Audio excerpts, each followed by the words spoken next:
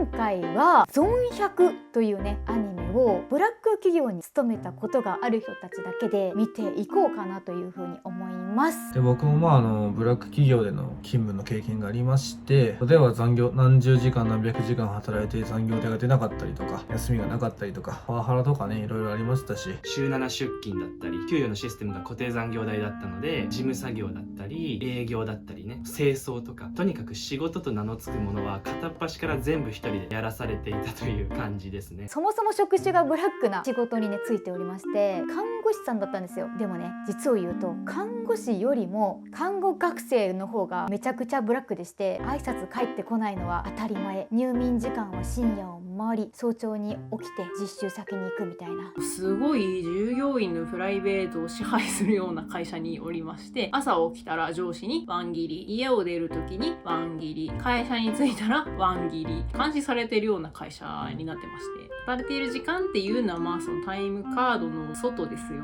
ねっていう典型的な会社でして、ビルの中に入ってるお店だったんですけども、従業員用の自動販売機があるんですよ。レッドブルの購入率が超高いみたいな。今はちょっと笑って話せるんですけど、当時はかなり苦しくて逃げ出したかったかなっていう気持ちでいっぱいですね。僕のようにね、ブラック企業で経験してきた人が見たらどんなあれになるのかなっていうのを僕自身も見るのがすごい楽しみで、私ゾン100について全然知らなくて、名前聞いた時ゾンビのアニメなのかなって思ってるんですけど、何のアニメか全然未知数なんですよ。ゾンビになるまでにしたいことなので、確かに私もブラック企業に入る前に、ああしておけばよかった、こんなことしておけばよかったっていう後悔というか反省の念はいろいろあるので、もっと社員の口コミ見ておけばよかったなとかね、そういったぐらいの内容になるんじゃないかなとは思うんですが、ゾンビに周りがどんどんなってっちゃってっていう世紀末的な話なのかなって思うんですけども、その中で出会っていて、その人の考えだったり今後の生き方、人生がどう形成されていくのかっていうのがちょっと楽しみだったりしますね。多分ゾンビが出てくると思います。ってことで早速なんですがアニメ視聴していきたいと思います。今ネットで何の見るかな。では視聴開始まで5、4、 3、 2、 1、何めっちゃ走ってる。ハリウッド映画さながらいきなり急展開じゃないですか。ちょっとこれホラー系アニメなのかな。割とグロいような気がする。ゾンビになるの早っ。こういう感じなんだ。これならブラック企業で働いた方がいいんじゃないですか。やばい。こうブラック企業がテーマになってるっていうから、もっと現実的な感じだと思ったけど、結構ファンタジー要素なんですね。なんだ、この人主人公が映画を見てた見てただけか。会社に比べりゃ天国だよ。自分じゃんこれ。あの時の自分や。フィクションよりも現実の方がきついっていうね。こいつ昔の俺と同じ目しとるわ。すごいクマ。アパレルだったからすっごい化粧で隠してましたよね、こういうの。やべえよ。もう寝とかないと。3時58分。携帯を充電する暇すらないっていうのわかるわ。明日もまた会社か。分かりみ深すぎるんだけど、明日もまた会社かってなるんだよ。髪型とかも昔の俺に似てるから、昔の自分を見てる感じになるな。会社。わかる。ふとした瞬間に寝ちゃうのよ。気絶するみたいに寝るのよ。この意識朦朧としても現実と夢が区別つかなくなってるぐらい精神が病んでるっていう。行きたくねえな。会社っていう言葉が一番のホラー。それは3年前のこと。天童明と申します。皆様よろしくお願いします。わかるわ。最初に入った時とかはさ、めっちゃね元気ないよ。いやー、そう最初張り切っちゃうんだよね。わか最る。初も俺こうだったわ。最初はね。入社当初の印象は活気があって雰囲気のいい会社。わかる。アットホームとかって思っちゃうんだよな。これ嫌な予感するな。ほんとブラック企業って不思議なのが、最初めっちゃ印象いいんだよね。華やかな業界に憧れ入った制作会社の制作会社は沼ぞ。うわ、制作会社か。大手の CM とかバンバン作るぞ。だって目がまだキラキラしてるもん。目がキラキラしてる。あー、夢と希望に燃えている人ほど危ないんだよね。ちょっとフラグがね立ちまくってますね。すげえ頑張ろう。あー、メモ取ったな俺も。あ、でもめっちゃ真面目じゃんこの子。初日とかメモとか取ってさ、気合い入れまくりなんよ。リーダーの小杉君に聞いてね。よろしく。上司はクソじゃないタイプですか。こういうリーダーって大体何も教えてくれないんですよね。お疲れ様です社長。うわ出会い最初テンパってねいろいろ起こしがちなんだよね。かわいい。かわいい。そういうこと。これは恋発展か。あら、なんか恋が始まりそうな予感。こいつ裏ありそうやな。はじめまして、経理の大鳥沙織です。こっからラブコメになればよかったのにな。この人が最後味方になるか敵になるかっていうところだね。まあでも男女での仕事ってわけじゃなかったからさ、こういう感じは一切なかったんよね。請求書関係とか何かわからないことがあったらいつでも聞いてね。福利厚生がわかりません。一生わからないまま終わりましたエコピ。あ、いる。最初にこういう風に分かんないことあったら何でも聞いてねって言ってくれる先輩いる。ただそれが味方になるか敵になるかっていうところだね。このお姉さんもゾンビになっちゃうのかな。初日カイトだよ。かわいいじゃん。だな。エチエチお姉さん。こんな優しい先輩いるんだ。挨拶帰ってくるだけまだありがたいわ。最初の1週間は大丈夫なんだよ。俺の時は最初の1週間はあれで、その1週間後からもう人間扱いされなかった。ここからどう社畜になっていくんだろうな。お疲れ様。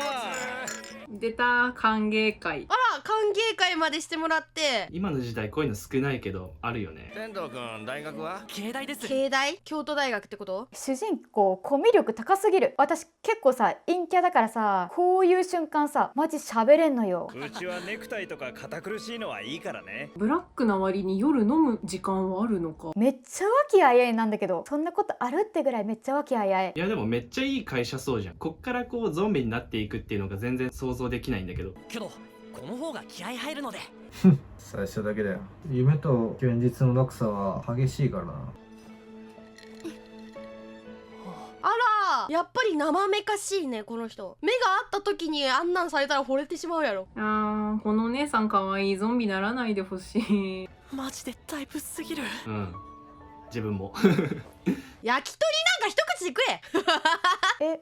全然なんか最初の絵と違って恵まれてる感じに見えるけど、この後どうなる？仕事でバリバリ結果出していいとこ見せちゃうぜ。頑張れって言いたいとこだけどどうなるんだろう。でもこういうのが危険なんだよな。大鳥さんのためにめちゃめちゃ頑張って精神力を使い果たしてしまうのかっていうところだね。明日からもよろしくお願いします。じゃあそろそろ会社戻ろうか。やば。怖っ。マジか。やばー。今めっちゃ鳥肌立った。社員証明のぶら下げとる。本気で言ってる？会社に戻る？お酒飲んだ後に会社戻る。こんなのってないよ。なんだこの会社。気合が違う気合が違う。そっちあとどんくらいで終わる？10分ね。怖っ。わかる。当たり前のように1日で絶対終わらない量の仕事任されるんだよね。入社初日から貫徹。翌朝そのまま出社。やば。もう定時とか合ってないようなもんだから。こりゃ家あの状態になるね。もうなんか24時間レベルでさ会社にいない？っていうかいつ帰れるんすかこれ。すげえなおい。わかる。いつ帰れるのかわかんないんだよね。いやマジでね、エコピの知り合いで AD がいるんだけど、マジでかわいそすぎた。環境がこんな感じって言ってた。やっぱり今日も帰る気ない感じですか？はい、仕事終わりましたっていうタイミングが境目がめっちゃ曖昧で帰りづらいっていう、職場の雰囲気でなんとなく帰れないっていうのめっちゃある。ちょっと周りがさ帰ってないとさ帰りづらい雰囲気ってさありますよね。初めて会社から家に帰れたのはそこからさらに2日後。やば。ここまでひどくなかったエコピ。これ絶対無理。1日で病んじゃう。俺一応毎日家に帰ってたからな。わお、ちょっと想像以上のブラック。まだ部屋が綺麗。思い出すな。これあれだ、ブラックってやつだ。気づいた。おっしゃる通りでございます。しびれてきた。今気づいたか。入るまでわかんないことってたくさんあるからね。全然寝足りねえ。風呂だけでも入り。ほんとお風呂入る暇があったら寝たいって気持ちはわかるな。メンタルくるとさ倒れるようにさベッドに入るんよ。そして眠ったことに気づかないんですよね。でなぜか朝起きてるわけよ。起きるんだけどいつ寝てたっけってなるんですよ。寝た感じがしないの。いきなり会社行きたくねえな。朝起きた時が一番地獄なんだよね。正常よ。こりゃ会社行きたくないわってなるわ。なんで働いてるんやろうと思うよね。何甘えたこと言ってんだ俺は。こんなもんは慣れだ。なれ。慣れ主人公強すぎる。私心折れちゃう。これね、最初は全く同じこと思ってたんですよね。慣れなきゃみたいな。最初だけなんだよな、頑張ろうと思うのって。でも職場ってね、部下が無能なのもあると思うけども、育てる上司が無能な場合もあるからね。苦労してもらった内定だぞ。めちゃ真面目。いやー本当に良くない。わかる。ブラックでも内定苦労してもらったから辞めるっていう選択肢はこの時ないんだよね。苦労して得た内定って言うけど、22歳とか3歳の子がさ、新卒で今後の人生を決める職場をゲットするっていうのは難しいと思うんだよね。記念日休暇、リフレッシュ休暇もあるよ。使った人見たことないけどね。取れないよ。怖い怖い怖い怖い怖い。書いてあるけどねってやつか。あ、出た。建前だけのこう有給休暇ね。先月のサビ残は200超えてからが本番だよね。どこで争ってるん？いやいや、死んじゃう死んじゃう。やっば。もう洗脳されてんじゃんみんな。こう見えて5年目なんだぜ。とおごってくださる高橋さんの手取りは21万円。待って、こんなに働いてるのに。 5年で21万か。きついな。みんな死んでるよ、顔が。もうゾンビじゃん。もはやみんなゾンビみたいになっとるな。いちいち聞いてんじゃん。なことも自分で判断できないのかよ。なに自分で決めてんだよ。勝手なことしてんじゃねえよ。めっちゃ言われたことある。これ全部言われたことある。あ、出た出たで。あ、こういう上司いる。怖い怖い怖い怖い。体育会系怖し。何帰ってんだこの野郎。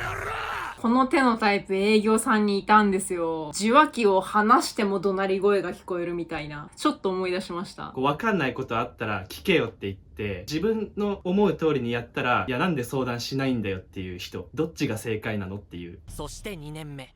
あ、2年も耐えたんだ。すごいね。体壊してるじゃん。大丈夫。想像以上のレベチのブラック企業レベルだわこれ。ミサイルとか落ちてこねえかな。わかる。俺もそう思ってた。ミサイルとか落ちてこねえかなって思ってた俺も。ね、電車止まらないかなとか思うんですよね。明日台風来ないかなーって考えちゃうやつだわ。そう、わかる。なんかブラック企業で働いてる時ってさ、辞めるっていう思考回路がなくて会社爆発しろっていう意味わからん思考回路になるよね。またお昼取らずに仕事してたでしょ。ダメだよ、ちゃんと食べなきゃ。この人だけが今んとこ唯一の息抜きっていうか癒し。この先輩どうなるんだろう。大鳥くん、ちょっといいかな。はーい。なんかあんの？何大鳥さん頼むからいい人であってくれよ。ここで大鳥さん悪役だったらもう泣くよ自分。大鳥さんは社長の愛人だった。うわー、ショックだな。大鳥さん見る目なさすぎ。主人公にしときなよ。やっぱお金なのかな。なんか唯一の生きがいがなくなってしまったというね。あれ、俺なんでこの会社で働いてんだっけ。わかる、超わかる。ふとした時に無になる。働く意味を見失うんですよ。ここからゾンビアニメになるんですか？最高じゃないですか。転職、そんな時間どこにあんだよ。転職活動ね、する暇とかなくなっちゃうんですよね。忙しいとね。転職とかする時ってする理由じゃなくてやらない理由考えちゃうんだよ。もう洗脳されてんのかもしんないけど、俺もそうだった。俺が穴開けたら先輩たちにもしわ寄せが。この子真面目。めちゃ真面目。そう、ブラックで働いてる時ってなぜかやめられないんだよね。自分のこと客観的に見れないから、会社に穴開けられないとか、こんなすぐ辞めて自分はなんてとか。待って、やばいって。フラッシュバックえぐいってこれ。ほんまにやばい。何サボってんだよてめえ。いじめか。上司へのいじめか。上司これ言ってきたこと上司へのいじめってあった。仕事はできないのは上司への逆パワハラと俺言われたもん。マジ決めえな。こういう責任感強い子がブラックの餌食になっちゃうんだよね。お客さんのこと考えたり、本当は自分が一番大事なはずなのに。これがなかったら明日会社行かなくて済むのに。ダメだよ。死んじゃダメ。ダメだよ、早まっちゃう。エコピやん。一時期のエコピマジでこれ。俺はまさか車運転手と思ったよ。なんか事故ったら会社行かなくていいのになみたいな。すっげえ思った。過度なパワハラによって会社を辞めるという簡単な判断すらできなくなっている。そう、できないのよ。会社を辞める判断が。なんか本当にもう心がえぐれる内容だな。ブラック企業って大変そうだな。お前のいるとこだよ。いや、ブラック企業で働いてるんよ。昔お金もないし時間もないからカップ麺めっちゃ食ってるの思い出したな。いや、わかるな。カップラーメンぐらいしか食べる時間ないんだよね。ブラックで働きながら自炊とか健康とかも考えられないから。行きたくない。いやー末期だね。主人公の状況厳しすぎるって。俺にそっくりよこの人。5年前の俺にそっくりですね。もうノイローゼになってきてるのね。わかるわかるわかる。やばい、わかるしかないんだけど。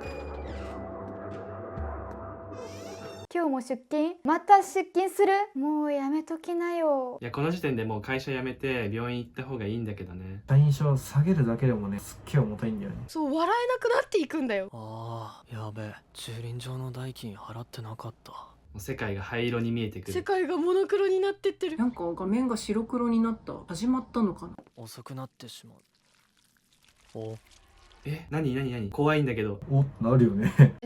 食ってる。おっと食べて。誰？おっと何？おっとおっとおっと。これ管理人さんが食べてる。怖い。おっと怖い。あうわ。反応遅いよ。主人公反応遅いけど大丈夫そう。あ、血がカラフルなのがすごい表現だな。色づいた世界が RGB の世界。怖い。やっぱゾンビものなの？一瞬ゾンビものだと思わなかったのに。どうすんのこれ。どうすんの。お、ゾンビだらけやん。これは現実？夢？どっち？体育会系の伏線を回収してる。ダッシュが超速い。ゾンビの世界になってる。やったじゃん。会社行かなくていい。おめでとう。会社に遅れちまう。まだ会社のこと思ってる？会社に遅れちゃうこと心配してるよ。ゾンビだよ。こういう時でさえ会社に遅れちゃうとか考えちゃうんだよ。そうだよね。俺もそうだった。あれっていうか、もしかしてこれってもう東京崩壊してるけど。はあ、気づいちゃった。今日から会社行かなくてもいいんじゃね？そうだよ。行かなくていいよ会社なんて。いやーでも俺もそういう考えになるかもしんない。イエーイ。おめでとう。仕事からの解放がまさかのこれ。なんだこのアニメやばすぎるやろ。やばい。音楽めっちゃいい。目の輝きが戻った。超キラキラしてる作画。面白くなってきた。笑顔が違いすぎる。解放された時の笑顔が凄まじい。このアニメ始まって今一番この子キラキラしてる。これ夢落ちとかやめてよ。このまま会社辞めちゃえばいいのに。昨日までの俺に見えていたのは黒いもやに覆われたモノトーンの世界だった。なるほどね。だからずっとさっきまで白黒だったんだ。いやモノトーンに感じるのはすごいわかるわ。辛い時はわからないんですよね。色がね、わかんなくなっちゃうのよ。世界ってこんなにも鮮やかな色に満ち溢れてたんだな。私はさ、バイクがさ、あったからさ、世界がカラフルに見えるようになったんですけど、忙しさに暴達されちゃうとさ、世界が灰色になるんですよ。これマジなの。会社に行かなくていい一日ってなんて素晴らしいんだ。いや、それはそう。今日は何しようか。いやー、ゾンビ様々じゃん。ここだけ見ると超青春アニメに見えるのに。休みがあったらバイクの大型取りたかったんだよな。お、バイク乗っちゃう？バイク乗っちゃう？今日からは全部できる。いっぱいやりな。まあ税金も払わんでいいしな。最高や。でも一日の楽しみってさ、次の日が嫌な仕事だったら休みがあったとしても全然楽しくないんだよね。でも仕事行かなくていいってなるからこうわー楽しくなるんだろうね。そう、なんか世界が開けるとさ、やりたかったことを思い出せるんですよね。そこで初めて何かをやめると、やりたかったことが開けて、これをやろうあれをやろうっていう風にね、目がキラキラなるんよ。こんな強み作品見たことねえ。間違いないわ。最高におもろいやろ。大鳥さんは無事でいるかな。大丈夫かな？ゾンビしかいないけど。なんかね、ゾンビになってる気がする。だって社長の愛人じゃん。どうでもいいよ、あんなやつのこと。社長の愛人だから。愛人だろうが関係ねえ。関係ないの？後悔するくらいならゾンビに食われた方がマシだ。男じゃん。そうだよ、横取りしちゃえ。すごいな。体力が取り戻された。早い。これすごいね。ツール・ド・フランス並みのね、時速3、40キロ出てそう。いやー、世界がカラフルに見え出すんですよね。全てから解放されると、もう働かなくていいんだとかさ、一回休んでいいんだとかさ、私の場合は一回休んでいいんだだったんですけど、一回休んでいいっていう風に思うと、全て開けて楽しくなるんですよ。とんでもないことになってる。どういう気持ちで見たらいいんだろう、ここのシーンは。ここだ。もう悪用してる。怖罪、犯罪です。若干ストーカーだけど大丈夫そうこれ。でも絶対ゾンビになってるよね。ドア閉じてるからゾンビ入ってきてないんじゃないかな。ゾンビになってないといいな。開いた。開いてる。どっち？まだ人間？これってもしかして。社長。うわー。うわー。社長、少々お時間よろしいでしょうか。いや。それどころじゃなくないこれ。日々の激務にー。暴殺され、はい。人間らしい生活を忘れ、はい。自分が何のために働いてるのかがわからなくなってしまいました。はい。退職する決意をいたしました。よおおほ行くか男アキラ。ろしくお願いしまう。ラグビー部だもんな。ぶっ飛ばしたイエーイ。アクロバティック大社。1話からブラックから解放されたかこれは。大鳥さんどうなったんだろう。大鳥さんはもう亡くなっちゃったでね、もうあんな状態ってことは。大鳥さん。大鳥さんいた。ゾンビっぽくない？無事かな。うわ、ゾンビじゃね？どっち？いやマジか。ゾンビになっとるよ。ダメだった。こんなに綺麗な格好してるのに。悲しい。辛すぎるこれは。この主人公めっちゃ冷静だけどどうするんじゃ。初めてあなたを見たその日からずっと泣いちゃうかも。あなたのことが大好きでした。アキラ男だな。これ告白シーン悲しすぎる。さようなら俺の大好きな人。切ねえな。切ない。好きな人がゾンビになってそれでもなお思いを伝えるっていう切ない。もっといい人探して。しみる。まだ出歩いても大丈夫なんだ。そんなに外いないのかなゾンビ。コンビニは電気ついてるんだ。なるほど、消すっていう作業をしてないからか。まあいつかなくなるんだろうな。もう会社行かなくていいなんて夢みたいだ。そこだよね。解放されたもんね。でも俺も会社辞めた時そう思ったな。もう行かなくていいんだわと思うとすっげえ嬉しかった。月が綺麗に見えるんですよ。輝き出すんですよね、途端にね。普段は見上げないさ、星とか見上げちゃえる気持ちになるのよ。やりたいことをやれる時間はあまりにも短い。そうだな。そうだね。いや、あんたいいこと言うな。わかる。だったら俺は何をするんだ。俺は何すんの？何するんだ。ちゃんとお金払ってる。なんかすごいこういう BGM になってきた。曲がいいぞ。あ、これもしかしてあれじゃない？タイトルにあるやつ。ゾンビになるまでしたい100のこと。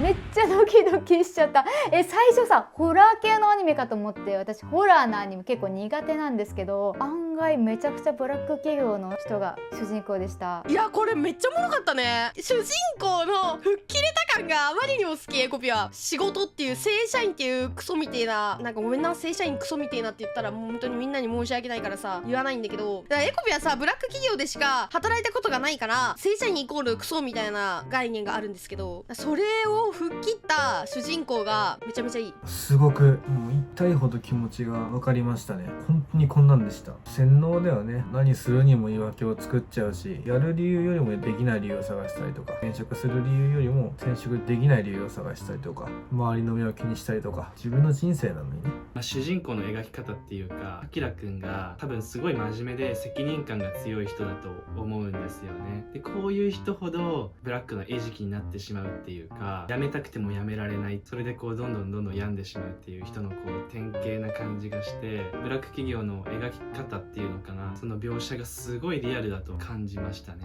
実際この後ブラック企業から解放されてどうなるのかっていうのがすっごい気になって、自分が辞めた時って解放されすぎても無になっちゃって何をしたらいいんだろうってなっちゃったので、そこから100個どんなことをやっていくのかなっていうのがすごい気になりました。灰色の世界が色づく瞬間がめちゃくちゃ面白くって、それすっごい分かって、私もなんか看護学校の実習とか忙しい日々の看護師生活を送っている中で、景色って分からなくなっちゃうんですよね。全てが曇りガラスを通した後の景色に見えたりとか、それこそ灰色みたいなね景色の裏にそれがあるみたいな、気づかないんですよ。でもね、休みをちょっと取ったりとかして時間を作って仕事から解放されるとマジで世界が色づき出すのよ。私の場合はね、バイクに乗ってそれで色づき始めたんですけど、世界が急にねカラフルで色を取り戻して、あとは本当にね月の描写もあったんですけど、月が本当に綺麗に見えるようになるんですよ。次回のエピソードは、最後ノート取ってたからブラックに入らなければやりたかったこと、